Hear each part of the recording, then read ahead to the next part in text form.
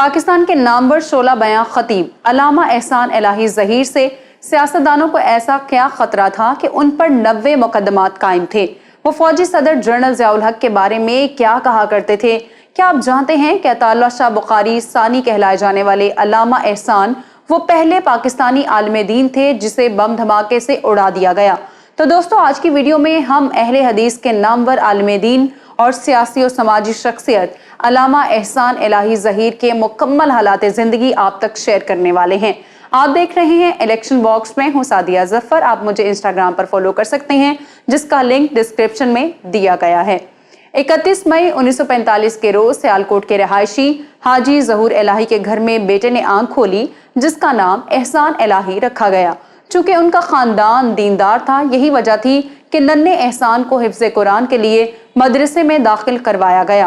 انہوں نے صرف 9 برس کی عمر میں قرآن کریم حفظ کرنے کی سعادت حاصل کر لی۔ تب 9 سالہ حافظ احسان الہی ظہیر کو یہ اعزاز بھی حاصل ہوا کہ انہوں نے رمضان المبارک میں نماز تراویح میں قرآن مجید سنایا۔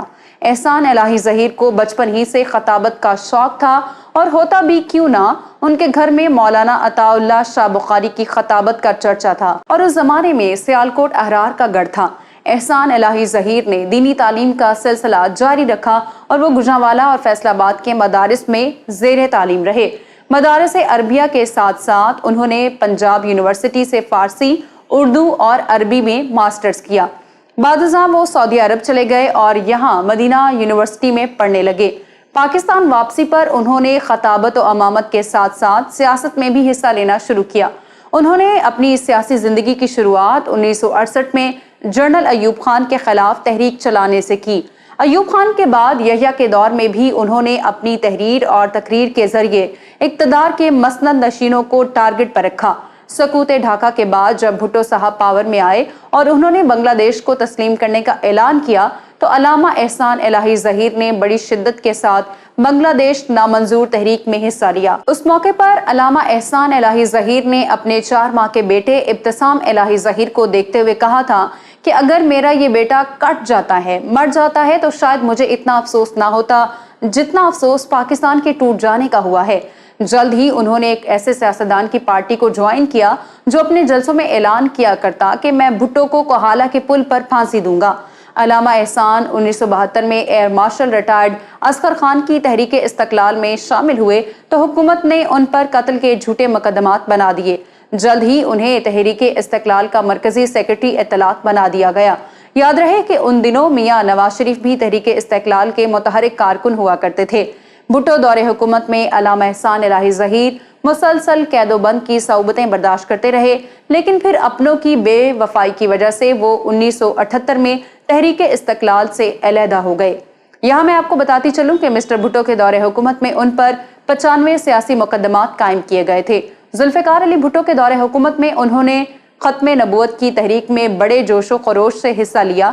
علامہ احسان الہی ظہیر بلا کے خطیب تھے۔ ان کا انداز خطابت ایسا تھا کہ سننے والا دنگ رہ جاتا۔ اپنی گرجدار آواز سے اقتدار کے ایوانوں میں لرزہ طاری کر دینے والے علامہ احسان الہی ظہیر کا شمار عالمی اسکالرز میں ہوتا تھا۔ عراقی صدر صدام حسین ہو، یاسر عرفات، قذافی یا پھر آل سعود، ہر ایک سے ان کی دوستی تھی۔ جنرل ضیاء کے مارشل لاء کے بعد انہوں نے فوجی صدر کی پالیسیوں سے کھل کر اختلاف کیا۔ تب وہ MRD کے سٹیج پر نظر آتے اور جنرل ضیاء پر خوب برسا کرتے۔ پنجاب میں وہ جنرل ضیاء الحق کے سب سے بڑے مخالف خیال کیے جاتے تھے۔ وہ مارشل لاء نظام حکومت کو اسلام کے منافی قرار دیتے۔ وہ کہا کرتے تھے کہ ضیاء الحق اپنے 10 سالہ اقتدار میں نہ ہی اسلام نافذ کر سکا اور نہ ہی جمہوریت۔ علامہ احسان نے 3 جماعتوں کو اکٹھا کر کے ایک سیاسی اتحاد بھی بنایا جو زیادہ عرصہ نہ چل سکا۔ پھر انہوں نے اپنی تمام تر توانائیاں اپنی جماعت کو سیاسی قوت بنانے میں صرف کر دیں۔ انہوں نے ایسے وقت میں جنرل ضیاء کی آنکھوں میں آنکھیں ڈال کر فوجی آمر کو چیلنج کیا کہ جب مسلک اہل حدیث کے نامی گرامی علماء martial law administrator general Zia ul-Haq کے ہاتھوں میں ہاتھ ڈالے ہوئے تھے اور ان کے کیمپ میں نظر آتے تھے۔ یہ 23 مارچ 1987 کا دن تھا۔ علامہ احسان قلعہ لچھمن سنگھ لاہور میں ایک بڑے جلسہ عام میں مدعو تھے۔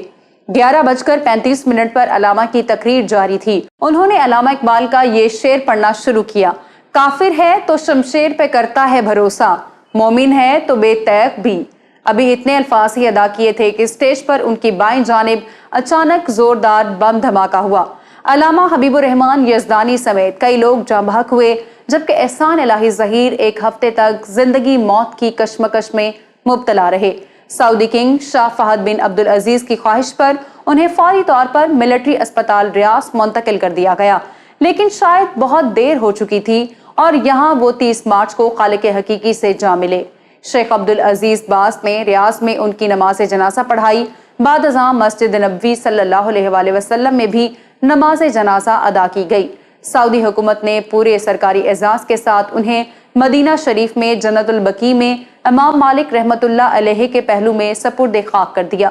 یاد رہے کہ مسلک اہل حدیث کے علامہ احسان الہی ظہیر پاکستان کے وہ پہلے مذہبی رہنما تھے جنہیں بم دھماکے سے اڑایا گیا۔ علامہ احسان نے اپنی تبلیغی اور تنظیمی مصروفیات کے باوجود دنیا کی مختلف زبانوں میں کئی کتابیں تحریر کی، جن میں اردو، عربی، فارسی اور انگریزی شامل ہیں۔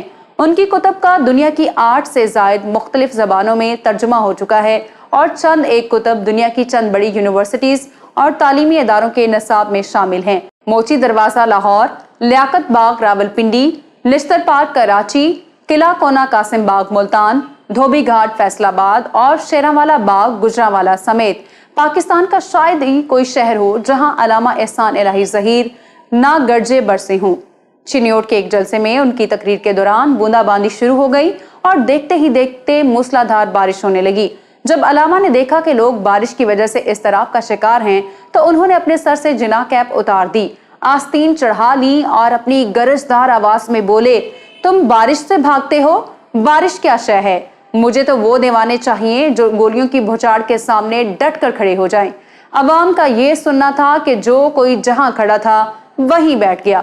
آغا شورش کاشمیری جب علامہ ظہیر کا خطاب سنتے ہیں تو بے اختیار گلے سے لگا کر دعائیں دیتے ہیں، اور لکھنے والے نے لکھا ہے کہ علامہ ظہیر کی خطابت سن کر محسوس ہوتا ہے کہ خوبصورت الفاظ لائن لگا کر کھڑے ہیں اور علامہ حسن انتخاب کرتے چلے جا رہے ہیں۔ ان کا انداز خطابت دیکھ کر لوگ انہیں عطا اللہ شاہ ثانی کہا کرتے تھے۔ احسان الہی ظہیر نے اپنی زندگی میں دنیا کے بیشتر ممالک کے دورے کیے۔